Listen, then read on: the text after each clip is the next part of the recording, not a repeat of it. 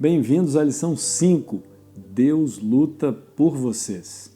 Essa ideia é uma continuação da lição 4 que, pela cosmovisão, tentou nos mostrar a origem das guerras cósmicas, o conflito entre Satanás, Jesus, e essa guerra agora chega até nós. Estamos estudando o contexto onde Josué, com o povo de Israel, tinha que guerrear, e isso incomoda muita gente.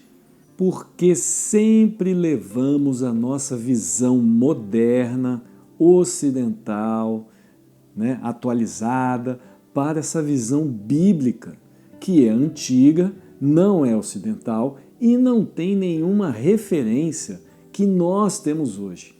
É muito diferente. Então, o primeiro segredo é esse. Nós estamos analisando um assunto que não nos é comum.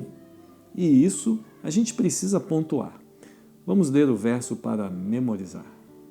E de uma vez tomou Josué todos estes reis e as suas terras, porquanto o Senhor, Deus de Israel, pelejava por Israel. Nessa semana nós vamos estudar a complexidade dessa guerra santa, ou seja, Deus mandou o povo lutar.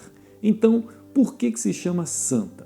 Vamos ver pelo menos 5 pontos que vão nos ajudar a entender o que nós vamos estudar essa semana.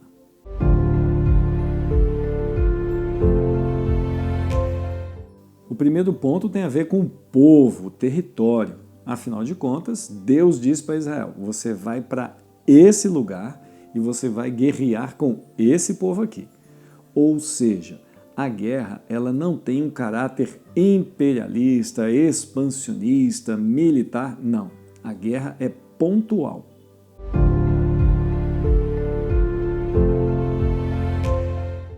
A gente poderia dizer um código de conduta, um código de ética. Os soldados que lutariam, os homens que lutariam, podem pegar os despojos? Não podem pegar os despojos? Vão matar todo mundo? Vai deixar só mulheres, crianças e animais? Essas limitações também estão dentro desse contexto da Guerra Santa.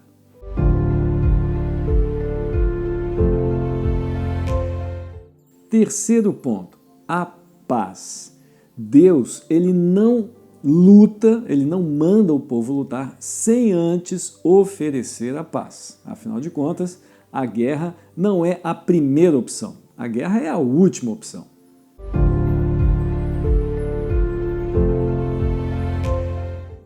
Quarto ponto, qual a relevância espiritual da guerra?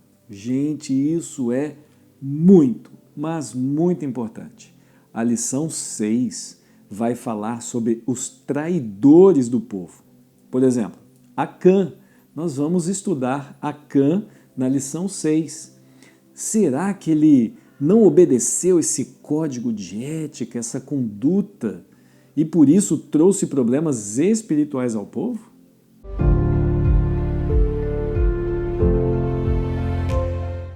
E o quinto ponto, a justiça de Deus, ela realmente revela verdades que não conhecemos?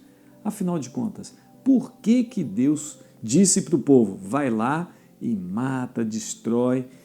Lembre-se do primeiro ponto, ele especifica o povo e o território.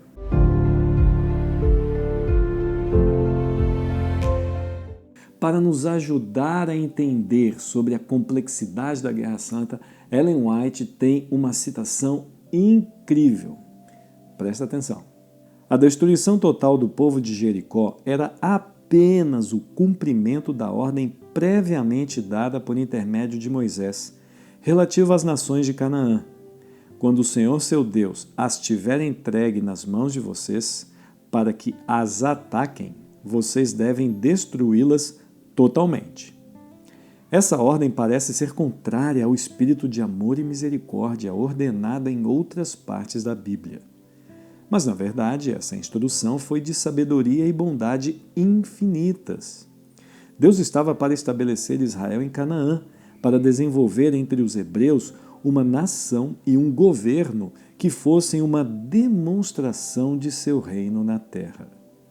Eles deveriam não só ser os herdeiros da verdadeira religião, mas também disseminar seus princípios por todo o mundo.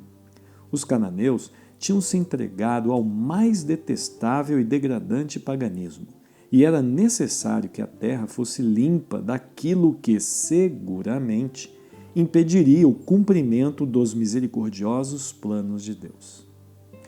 Amanhã nós vamos entender como o povo cananeu se corrompeu de tal maneira que Deus utilizou o povo de Israel para fazer a sua justiça.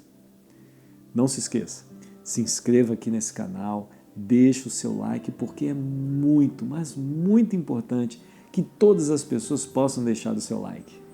Pois o YouTube entende que esse vídeo tem relevância e se você compartilhar, vai me ajudar bastante. Vamos orar. Obrigado, Senhor, por entendermos que o Senhor tem objetivos, planos e um código para a guerra. Nos acompanhe nessa semana, é o que pedimos e agradecemos por Jesus. Amém.